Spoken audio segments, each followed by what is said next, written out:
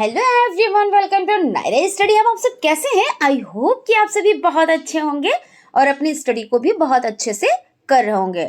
तो फ्रेंड्स, आज के वीडियो लेक्चर में हम बात करने वाले हैं, जैसा कि आप लोगों को पता है कि हम लोग जो पवन सीरीज़ यानी डीएलएड सेकेंड सेमेस्टर की जो पवन सीरीज़ हो जाती है, इसका जो सब्जेक्ट हो जाता है वो प्रारंभिक शिक्षा के नवीन प्रयास, इस पर डिस्कस कर रहे हैं। इसके जो क्वेश्चंस हो जाते हैं यानी शॉर्ट टाइप्स, तो वेरी शॉर्ट टाइप क्वेश्चंस को कंप्लीट कर चुके हैं और ऑब्जेक्टिव टाइप क्वेश्चंस को भी कंप्लीट कर चुके हैं। और अब हम लोग क्या कर रहे हैं, अब हम लोग लघु उत्तरीय टाइप क्वेश्चंस को कंप्लीट कर रहे हैं। सो आप लोग वीडियो में लास्ट तक बने रहिएगा, वीडियो को बिल्कुल भी स्किप ना कीजिएगा, क्योंकि हर एक चीज़ आप लोगों के लिए बहुत ही ज़्यादा इम्पॉर्टेंट हो जाती है। और ऐसा नहीं है कि जो चीज़ इसमें सेम टू सेम छपी हुई है या जो चीज़ें सेम टू सेम दी हुई हैं तो उन्हीं को हम सिर्फ देखेंगे, नहीं, ऐसा नहीं है। चीज़ों को क्या करेंगे, चीज़ों को समझेंगे कि आखिर ऐसा क्यों है, ये किस लिए है, इन चीज़ों को आप समझ लें। और ऐसा नहीं है कि अपने लफ्ज़ों में लिखेंगे, अपने तरह से आप लिखेंगे तो आपको नंबर कम मिलेंगे, बिल्कुल भी ऐसा नहीं होता है। क्योंकि क्या होता है, जब हम चीज़ों को समझ लेते हैं, जैसे क्वेश्चन, जैसे मान लीजिए आपका है शिक्षा के अधिकार अधिनियम 2009 के क्रियान्वयन में समस्या क्या है। अब आपको ये पता होना चाहिए कि इसमें क्या क्या समस्याएं आई, ठीक है, तो इस पर हम लोग डिस्कस कर लेंगे। जैसे कोई क्वेश्चन है कि निःशुल्क जो शिक्षा है, अनिवार्य शिक्षा है, उसके बारे में आप क्या जानते हैं, तो ज़रूरी है कि जो इसमें छपा हुआ है बस आप वही लिखेंगे। भाई जो चीज़ है वो आप जानते हैं, उसके बारे में आप अपनी लैंग्वेज में उसको लिख सकते हैं। कुछ चीज़ें जो आपको सेम टू सेम लिखनी होती है, जैसे भाई 6 से 14 वर्ष के बच्चों के लिए है तो वो चीज़ आपको सेम टू सेम लिखनी है, जो डेट है वो सेम टू सेम लिखनी है, लेकिन अपनी भाषा में चीज़ों को समझकर हमको लिखना है। तो लघु उत्तरीय टाइप क्वेश्चंस का यही नियम होता है कि पहले हम समझ लेते हैं और उसको हम अपनी भाषा में लिखते हैं, ठीक है। तो फ्रेंड्स, चलते हैं हम लोग क्वेश्चन की तरफ। इससे पहले अगर अभी तक आप लोगों ने चैनल को सब्सक्राइब नहीं किया तो सब्सक्राइब कर लीजिएगा, बेल आइकन को प्रेस कर लीजिएगा और चीज़ें अच्छी लगे तो लाइक भी ज़रूर कीजिएगा, क्योंकि एक लाइक जब आप करते हैं तो हमें बहुत ज़्यादा मोटिवेशन मिलता है, हम बहुत ज़्यादा मोटिवेट होते हैं। और जब मोटिवेट होते हैं तो चीज़ों को बेहतर से बेहतरीन करने की हम कोशिश करते हैं, ठीक है। तो चलते हैं हम क्वेश्चन पर और आज की सीरीज का फर्स्ट नंबर क्वेश्चन देखते हैं कि भाई क्वेश्चन क्या कह रहा है। तो क्वेश्चन आपका हो जाता है शिक्षा के अधिकार अधिनियम 2009 के क्रियान्वयन में समस्याएं बताएं।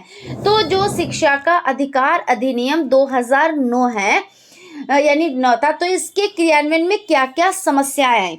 तो सबसे पहले अगर हम बात करते हैं कि इसमें जो समस्या आई है तो वो कौन सी आई है, तो मुफ्त और अनिवार्य से ज़रूरी कुछ और भी होता है। जैसे इन्होंने क्या कहा कि सभी बच्चों को, यानी सार्वभौमिकरण, यानी सार्वभौमिक मतलब ये होता है, सार्वभौमिकरण का मतलब ये होता है कि सभी बच्चों को एक एज के अकॉर्डिंग, जैसे 6 से 14 वर्ष के बच्चों को निःशुल्क और अनिवार्य शिक्षा देनी है।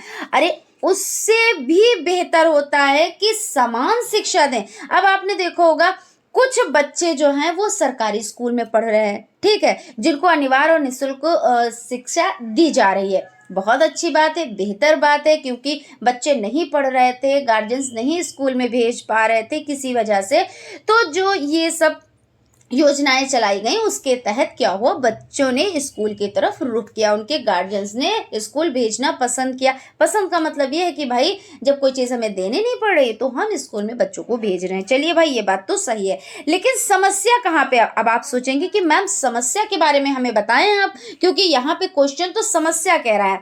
तो बिल्कुल हम समस्या पे आते हैं। जब हम पहले उस चीज़ों को समझेंगे तभी तो हम समस्या पे आ पाएंगे ना।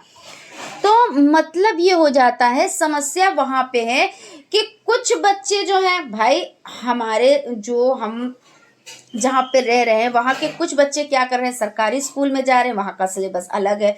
कुछ बच्चे प्राइवेट स्कूल में जा रहे हैं, वहाँ का सिलेबस अलग है, ठीक है। तो अगर ये क्या समस्या नहीं है कि जो बच्चे मतलब निःशुल्क और अनिवार्य शिक्षा ले रहे हैं वो कम चीज़ों को सीख पा रहे हैं क्योंकि उनका सिलेबस दूसरी तरह से है, और जो प्राइवेट में जा रहे हैं उनका क्या है, सिलेबस दूसरा है। तो बच्चे क्या हैं, अलग अलग, दोनों में क्या है, भिन्नताएं हो जाती हैं। और जबकि उसमें क्या होनी चाहिए, समानता होनी चाहिए। समान शिक्षा हमें देनी है, हमें किसी में भेदभाव नहीं करना है, ये हो जाता है, ठीक है। तो तो क्या कर रही है सरकार, निशुल्क और अनिवार्य शिक्षा का बिल लाने पर जोर देने के बजाय अगर कॉमन स्कूल का बिल लाने पर ध्यान केंद्रित करती है तो ये बहुत बेहतर है, क्योंकि कॉमन स्कूल है कि सभी बच्चे एक जैसी शिक्षा प्राप्त करें। और ऐसा तो नहीं है कि जो बच्चे भाई गरीबी से उठ के आते हैं वो ऊपर उठते नहीं है, और इतिहास गवाह है कि आप जानते हो कि जो बच्चा गरीबी से उठता है वही एक दिन आगे बढ़ता है और वही तरक्की करता है। तो ये चीज़ तो नहीं है कि वो वीआईपी फैमिली से बिलोंग करते हैं तो वही बच्चा क्या होगा, आगे बढ़ेगा, ऐसा कुछ भी नहीं है भाई। हम इसके लिए नहीं कह रहे, आप लोग भी वीआईपी फैमिली से होंगे, ठीक है, हम इसके लिए नहीं कह रहे।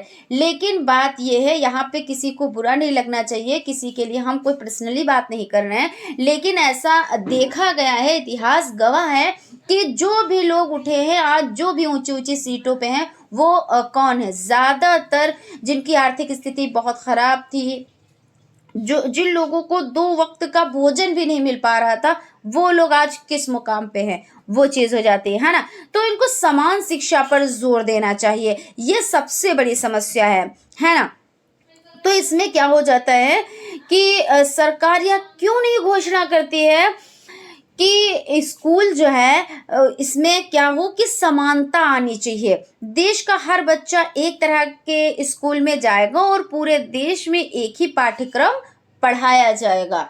बहुत ज़रूरी है, क्योंकि एक जैसा पाठ्यक्रम बच्चा पढ़ेगा तो वो चीज़ ज़्यादा ज़रूरी है। लेकिन कितनी भिन्नताएं हैं वो तो आप उससे अनजान नहीं है, सभी लोग जानते हैं, है ना। मुफ्त और अनिवार्य शिक्षा के तहत 25% सीटों पर समाज के कमजोर वर्ग के छात्रों को दाखिला मिलेगा। एक चीज यहाँ पे हम जरूर कहना चाहेंगे, 25% जो छात्र हैं उनको दाखिला जरूर मिल जाता है, क्योंकि सीटें क्या होती हैं, आरक्षित होती हैं, ठीक है भाई।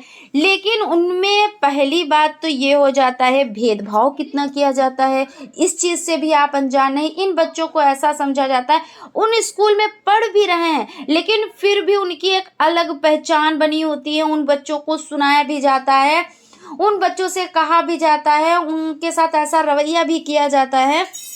और कोई बहुत बहुत बड़ी मात्रा में ऐसा नहीं है कि हाँ ये 25% सीटें बच्चों को दी गई तो क्या इस तरह से सभी बच्चे समान शिक्षा पा रहे हैं, नहीं पा रहे हैं। और दूसरी बात, जिन बच्चों को, भाई बच्चों को ये तो पता नहीं है, उनके गार्जियंस ने जहाँ भाई स्कूल में दाखिला दिलाया, अब ये 25% जो सीटें हैं उसमें दाखिला दिलाया, अब उनको तो नहीं पता है मेरी मम्मी पापा फीस दे, यानी बिना फीस के हमको यहाँ पे भेज रहे हैं, जो 25% सीट है उसके अकॉर्डिंग यहाँ पे भेजा गया, ऐसा नहीं। लेकिन उनमें वहां पे भेदभाव भी देखने को मिलता है। लेकिन इन सब चीजों पे क्या है, वर्क नहीं होता है, ठीक है।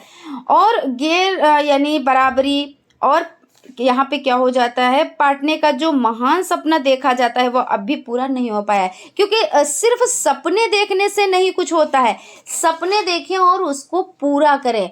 क्योंकि कहते नहीं कि जो भाई हम सो गए, हमने सपने देखा और उसके बाद आँख खुली, मामला खत्म हो गया और बस बात खत्म वहीं पे। तो ऐसा नहीं है, सिर्फ सपने देखने से नहीं काम चलता कि हमारा देश आगे बढ़े, हमारे देश के बच्चे पढ़े लिखे कुछ बने, ऐसा नहीं है, करने से होता है। और जब ये सब चीज़ों पे क्या होगा, हालांकि ऐसा नहीं है कि जब जांच होती है तब वहाँ के लोग क्या होते हैं, अलर्ट होते हैं, तब वहाँ बच्चों पे थोड़ा सा ध्यान दे दिया जाता है। और उसके बाद जहाँ पे जांच खत्म होती है, भाई जांच कोई रोज़ तो करने जाता नहीं है, फिर वहाँ पे क्या होता है, फिर वही प्रक्रियाएं चलने लगती हैं। रोज़ उनको सुनाया भी जाता है कि अगर तुम, ये चीज़ देखने में आई है, ऐसा नहीं मैं मनगढ़ंत नहीं कह रही हूँ, ये चीज़ देखने में आई है कि उन बच्चों को क्या सुनाया भी जाता है और उसके बाद क्या किया जाता है, तुम तो अगर तुम्हारी मतलब ये है कि अगर सीटें ना होती तो तुम्हारा एडमिशन यहाँ पे ना होता। अब छोटा सा बच्चा है, उसको आप ताने बाने कर रहे हैं, तो क्या वो ताने बाने से क्या बच्चा वो क्या जाने कि हमारे साथ ऐसा बिहेव क्यों किया जा रहा है। तो इन सभी चीज़ों पर ध्यान देने की आवश्यकता है, यानी ज़रूरत है। फिर उसके बाद आपका एक पॉइंट है, मुफ्त शिक्षा की बात महज धोखा है क्योंकि इसके लिए बजट में प्रावधान का जिक्र विधेयक में नहीं है। क्या मतलब समझ में आया, यानी आप लोग समझ सकते हो क्या यहाँ पे कहा जा रहा है कि मुफ्त शिक्षा की बात महज एक धोखा है, और क्योंकि इसके लिए बजट में प्रावधान का जिक्र विधेयक में नहीं है, और विधेयक में 6 साल तक के 17 करोड़ बच्चों को कोई बात नहीं कही गई है। संविधान में 6 साल तक के बच्चों को संतुलित आहार, स्वास्थ्य और पूर्व प्राथमिक शिक्षा का जो अधिकार दिया गया है वह उस विधेयक के जरिए छीन लिया गया है। ठीक है ना, क्योंकि एक बहुत बड़ी संख्या में बच्चे क्या कर रहे हैं, शिक्षा इस तरह से ले रहे हैं, लेकिन उनको जो अधिकार मिलने चाहिए वो नहीं मिल पा रहे। अभी आप देखें कि यानी कैपिटल में आप जाएं, वहाँ पे देखेंगे कि बच्चों की स्थिति कुछ बेहतर है, वहाँ पे बेहतर है, क्योंकि वहीं पे सभी चीज़ें हैं, वहाँ पे इंक्वायरी भी बहुत ज़्यादा होती है।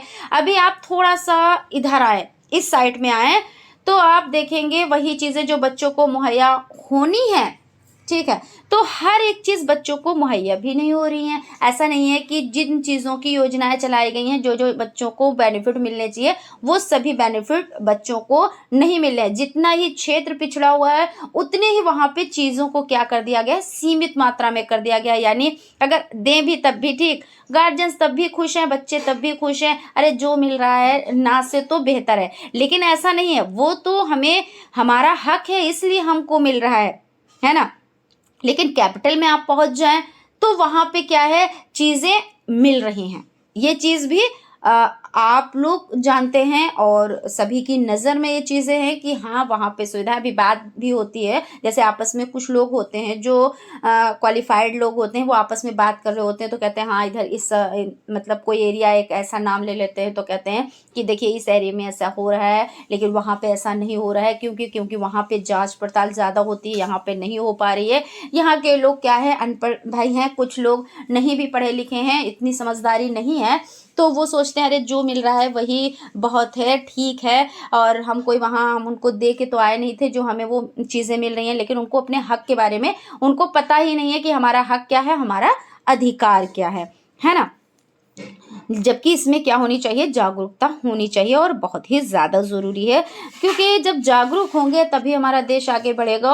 और अभी गणना के अकॉर्डिंग क्या हुआ है कि निकल कर आया है कि भारत का प्रथम स्थान है। अब किस में प्रथम स्थान है पता है आपको, कल के क्लास में भी हमने बताया था, गरीबी में, ठीक है ना। तो ये सभी चीज़ें जो चल रही हैं, तो गरीबी में प्रथम स्थान है, तो भाई बहुत सोचनीय बात है, सोचने वाली बात है कि ऐसे तो बहुत गंभीर समस्या भाई ये है, क्योंकि प्रथम स्थान गरीबी में है ना।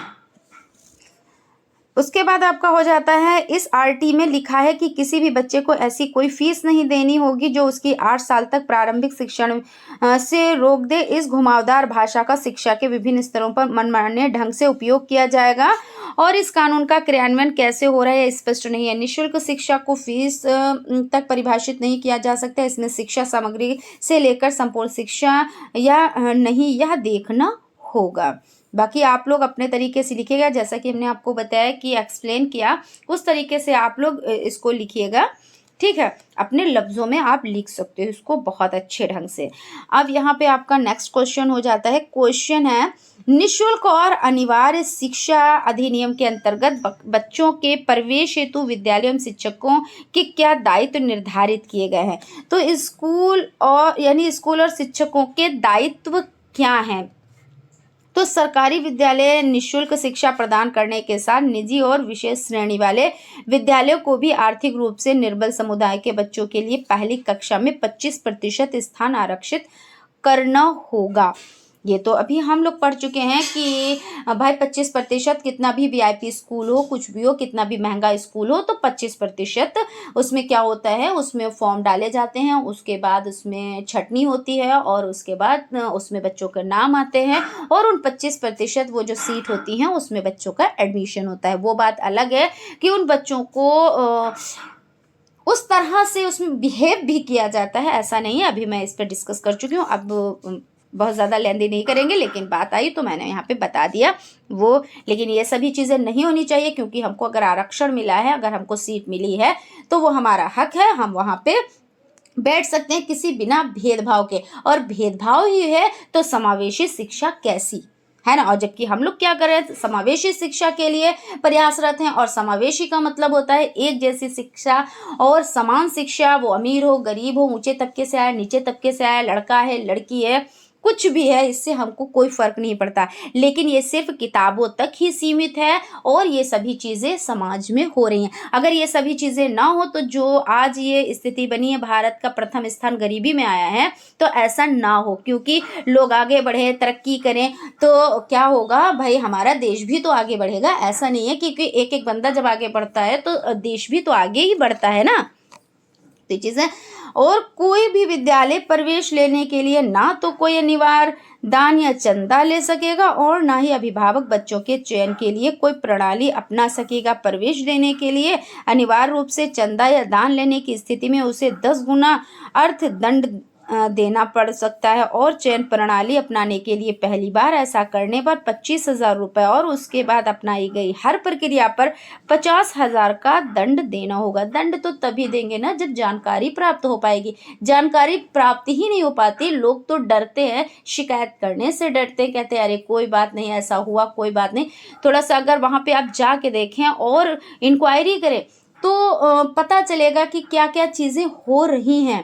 और प्रावधान तो बहुत हैं, ऐसा नहीं है, प्रावधान बहुत हैं, लेकिन ये क्या है, सिर्फ किताबों तक ही हैं, सिर्फ लिखी हुई हैं, चीज़ें लिखी हुई हैं, बस ये चीज़ मान के चलिए आप। और इससे ज़्यादा हम इस पे और क्या ही कहें। यदि कोई स्कूल पूर्व प्राथमिक शिक्षा भी प्रदान कर रही है तो उसे इन कक्षाओं की सीटें आरक्षित करनी होंगी। इन बच्चों के खर्च को राज्य सरकार वहन करेगी।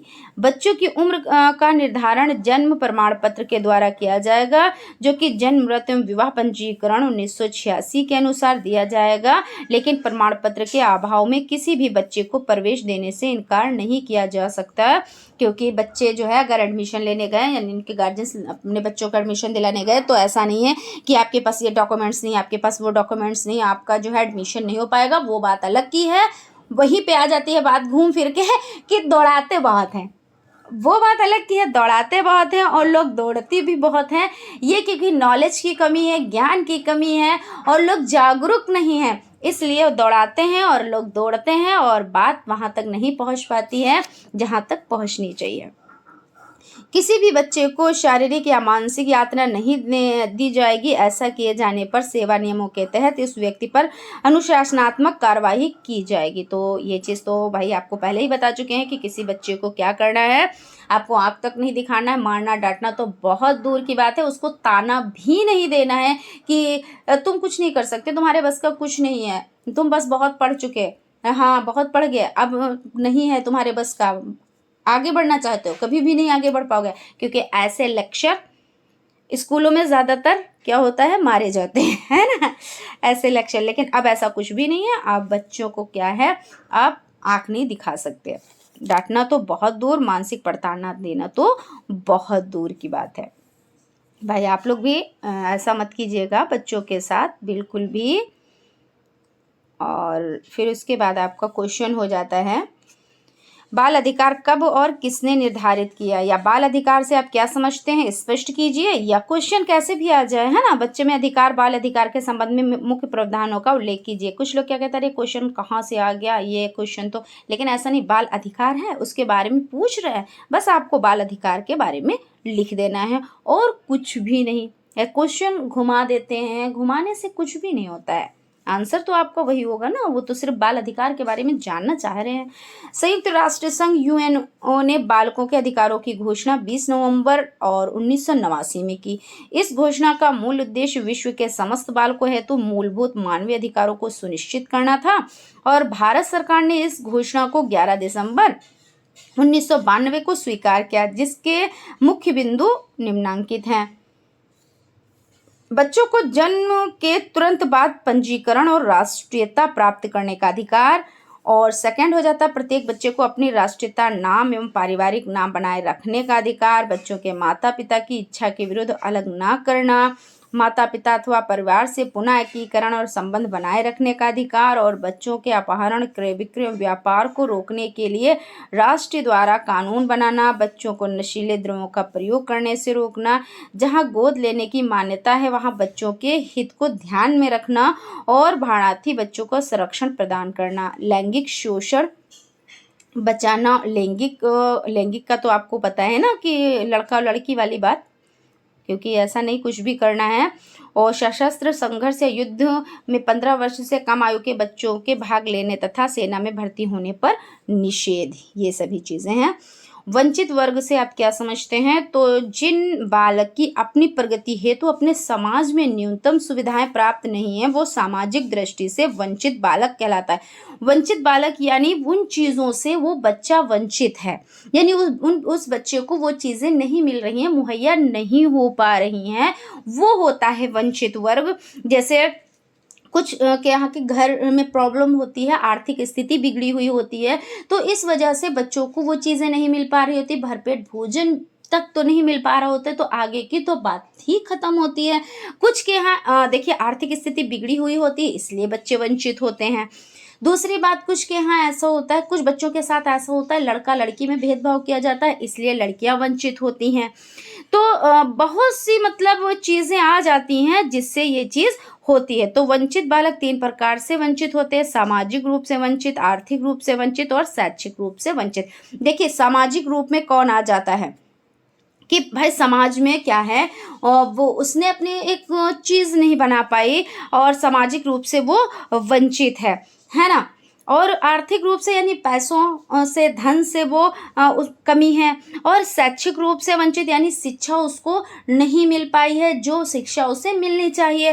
तो यहाँ पे वही चीज़ आ जाती है कि उसको अधिकार नहीं मिल पा रहे हैं, है ना। तो आर्थिक में भी देखिए ये प्रॉब्लम है, शैक्षिक में भी प्रॉब्लम है और सामाजिक में भी प्रॉब्लम है। जो रूढ़िबद्धता जो होती है वो भी बहुत बड़ी समस्या है, क्योंकि लड़के और लड़की में भेद किया जाता है। तो कुछ तो गरीबी की वजह से नहीं कर पाते हैं, तब भी वो यही कि अगर लड़की को क्या है, लड़की है तो उसकी जो सुविधाएं यानी उसकी जो ज़रूरतें उसको पूरा नहीं कर पाते हैं, ठीक है।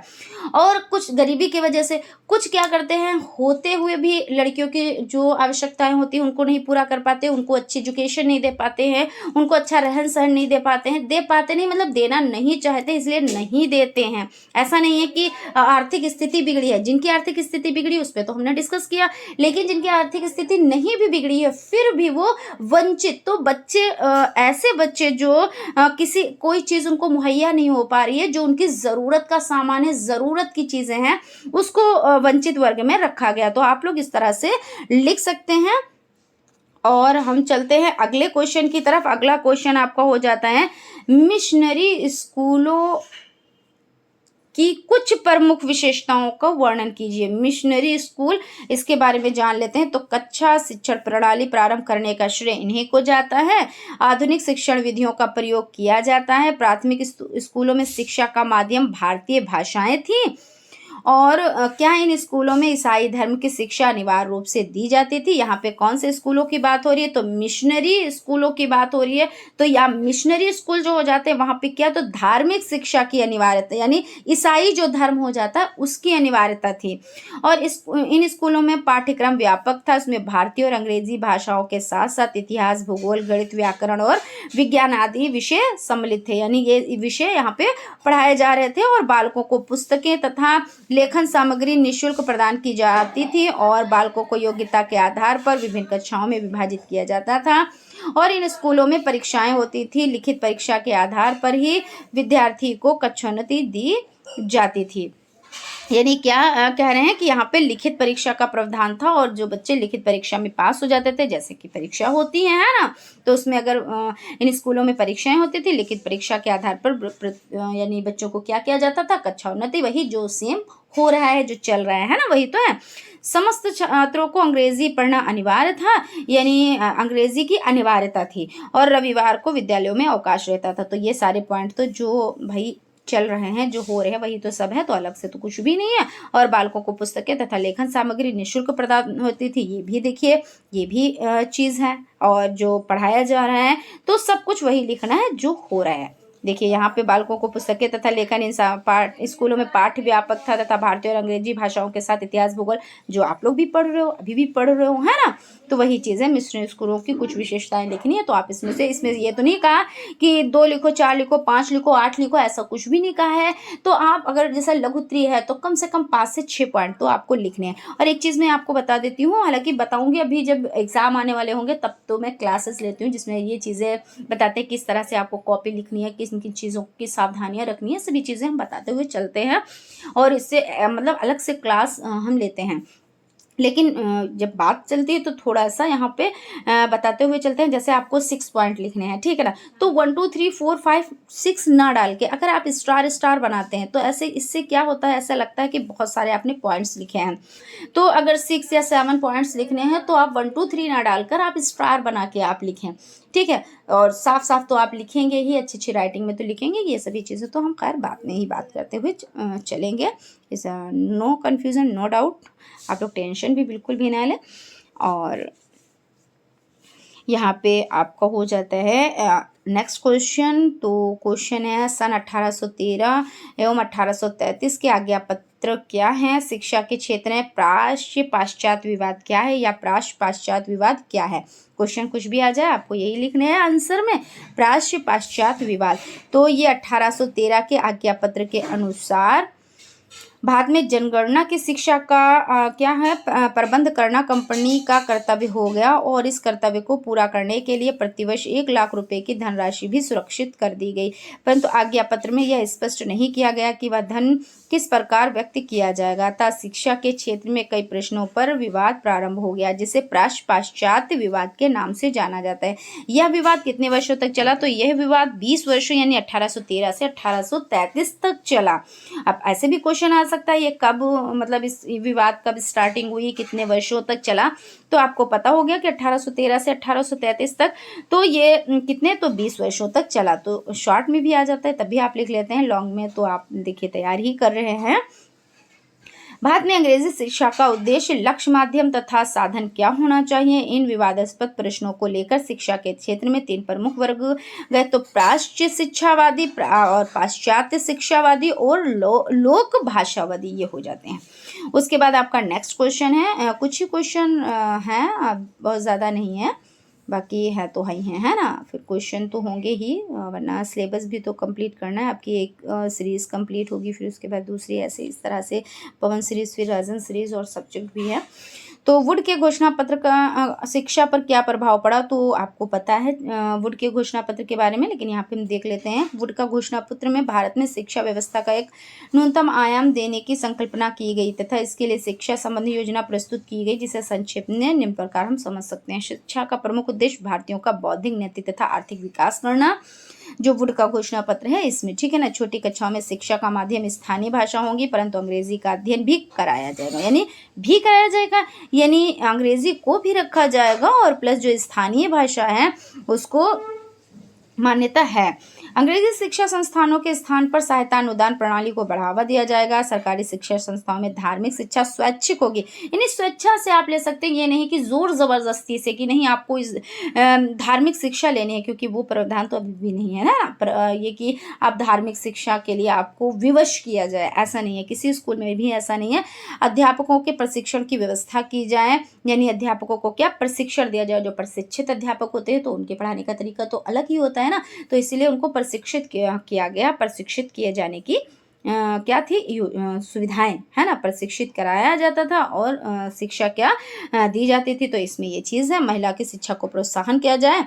महिलाओं की शिक्षा को प्रोत्साहन तो भाई बहुत ज़रूरी है, क्योंकि महिला क्या है अपने पैरों पे खड़ी हो। और उसके साथ कैसी समस्या आ जाती है, क्या समस्या आ जाती है, बहुत ज़्यादा, क्योंकि उसको तो भाई कमज़ोर ही माना गया है। तो मैं जब महिलाओं की शिक्षा की बात आती है तो भाई मैं थोड़ा सा उस पर डिस्कस कर ही लेती हूँ, क्योंकि बहुत ही ज़रूरी हो जाता है। क्योंकि महिलाएं कभी भी कहते नहीं कि एक लोगों को कहते हुए सुना हमने कि पराए घर की लड़की और पराए घर जाएगी, मतलब एक इस तरह से कहा जाता है कि ये वाला घर भी नहीं है लड़की का, और जहाँ जाती है वो वाला भी नहीं होता है, यानी 2 घर होते हुए भी उसके कोई भी घर नहीं होते। तो लड़कियों की शिक्षा पे भैया बहुत ज़्यादा ध्यान देना चाहिए, क्योंकि उसको अपना भी घर तो बनाना है ना।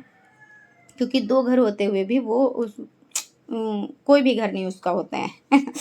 भारत में विद्यालय स्थापित किए जाएंगे और जनसाधारण की शिक्षा को बढ़ावा दिया जाएगा। तो ये चीज़ हो जाती है। वुड के घोषणा पत्र के 2 गुण बताए। तो वुड के घोषणा पत्र में देखिए क्वेश्चन आपका हो जाता है, वुड के घोषणा पत्र की 2 विशेषताएं लिखिए। वुड का घोषणा पत्र भारतीय शिक्षा का महाधिकार पत्र कहलाता है। इसकी विवेचना कीजिए इस तरह से। तो शिक्षा के स्तर को ऊंचा उठाने के लिए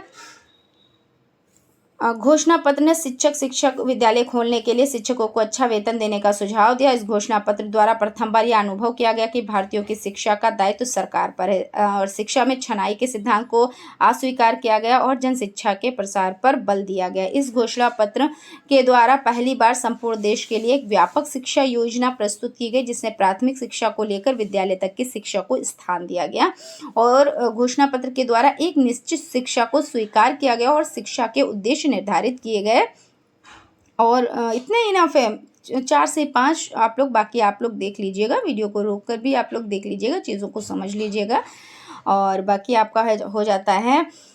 वुड के घोषणा पत्र 1854 में शिक्षा संबंधी उद्देश्य क्या है। तो शिक्षा के उद्देश्यों की चर्चा करते हुए घोषणा पत्र में स्पष्ट किया गया है कि शिक्षा का उद्देश्य बौद्धिक व चारित्रिक उन्नति करना और राजपदों के लिए सुयोग्य कर्मचारी तैयार करना, भारतीयों को समृद्ध बनाना तथा ब्रिटिश उत्पादों जनता के लिए उपयोग के लिए आवश्यक वस्तुओं की पूर्ति सुनिश्चित करने के साथ साथ ब्रिटिश कामगारों द्वारा उत्पादित वस्तुओं की मांग बनाए रखने का। तो ये हो जाता है, ये कौन सा आपका हो जाता है, वुड का घोषणा पत्र 1854 की ये बात है। ठीक है, तो यहाँ तक आपका हो गया।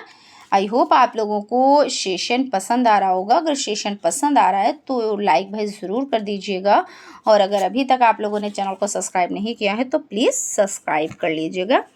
ठीक है ना, चलते हैं हम अगले क्वेश्चन की तरफ। भारतीय शिक्षा में मैकाले के योगदान का, तो लॉर्ड मैकाले के बारे में तो आप जानते ही हैं, है ना, तो इनके बारे में हम लोग थोड़ा सा देख लेते हैं। भारतीय शिक्षा के स्थान में मैकाले का योगदान रहा है।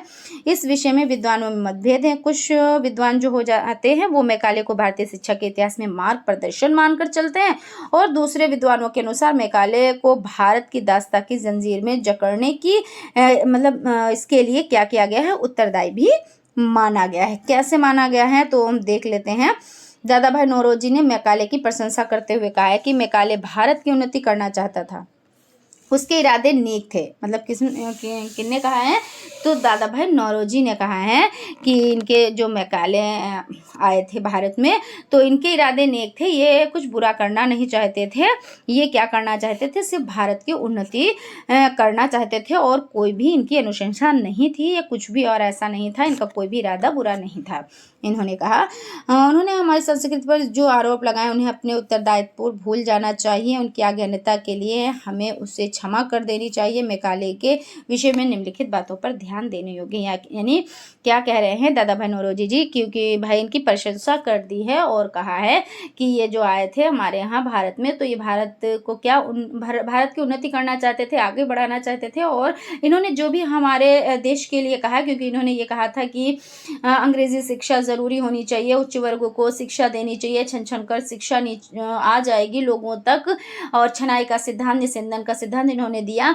और दूसरी बात ये कि बाबू वर्ग बनाना चाहते थे ये, और भाई भारत के हैं तो भारत जैसे ही भारतीय होंगे हम लोग रंग रूप में, है ना, लेकिन वो एक बाबू वर्ग तैयार करेंगे जो कि एकदम से अंग्रेज़ों के जैसे हों। ठीक है ना, तो ऐसा तो लेकिन इन्होंने कहा कि चलिए कोई बात नहीं है, माफ़ कर देना चाहिए, ऐसा कुछ भी नहीं है। और मैकाले को भारतीय शिक्षा का अग्रदूत माना जा सकता है। वो पहला अंग्रेज विद्वान था जिसके विचारों से प्रभावित होकर एक ऐसी सरकारी नीति निर्धारित हुई जिससे प्राच्य पाश्चात्य विवाद समाप्त हो गया और आधुनिक अंग्रेजी शिक्षा की नींव पड़ गई। मैकाले के विवरण पत्र से भारत के लिए प्राच्य पाश्चात्य ज्ञान विज्ञान द्वार खुल गया, क्योंकि अंग्रेजी भाषा को माध्यम के रूप में स्वीकार किए जाने पर पाश्चात्य वैज्ञानिक ज्ञान भारतीयों के लिए सुलभ हो गया। अंग्रेजी शिक्षा ने भारतीय जनता में समानता, स्वतंत्रता और बंधुत्व की भावनाएं उत्पन्न करके उसमें राजनीतिक जागृति उत्पन्न की थी। यदि भारत में अंग्रेजी शिक्षा का प्रादुर्भाव न होता तो भारत में स्वतंत्रता संग्राम कभी न छिड़ता। तो चीज़ें देखिए समझने की हैं, उसको जैसे कोई एक शख्स होता है तो उसमें भाई बुराइयां भी होती हैं, अच्छाइयां भी होती हैं। कुछ वही चीज़ों को उसको अच्छा समझते हैं, कुछ उसी चीज़ को बुरा भी समझते हैं। बाकी ये हो जाता है कि अपने भारतीय जो लोग हैं वो वाकई में बहुत सीधे है ना, आप इस तरह से कह सकते हैं, क्योंकि बहुत जल्दी माफ़ कर देते हैं, बहुत जल्दी सभी चीज़ें, कोई कुछ कह के चला जाता है, कोई हमारी संस्कृति को कुछ कह के चला जाता है।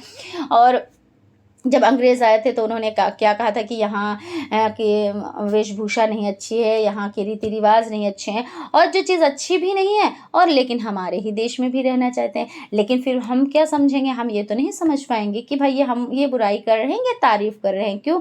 क्योंकि जब हमारा देश अच्छा नहीं है, हम लोग अच्छे नहीं हैं, तो आप यहाँ पे क्यों अपना डेरा डाल दिए?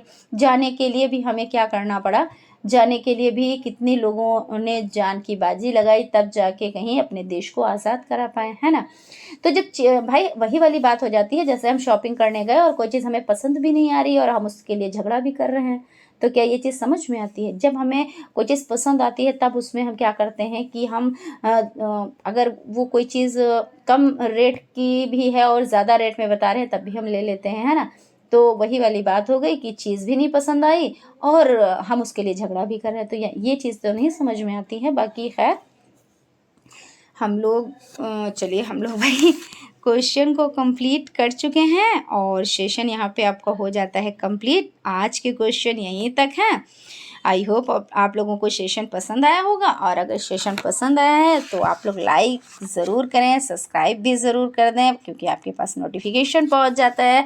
और प्लेलिस्ट बन चुकी है, प्लेलिस्ट में आप लोग जाकर और जो आपकी पिछली क्लासेस हैं यानी रिकॉर्डेड क्लासेस हैं वो आप लोग देख सकते हैं और अच्छी तैयारी आप कर सकते हैं। और जहाँ पे कोई भी पॉइंट्स नोट करने वाले हों आप उनको नोट डाउन भी करते चलें, जिससे आप लोगों की तैयारी और भी अच्छी हो जाए, यानी बेहतर से बेहतरीन हो जाए। तो फ्रेंड्स मिलते हैं अगले क्लास में, तब तक आप लोग अपना ख्याल रखें और स्टडी को कंटिन्यू करें। Thank you.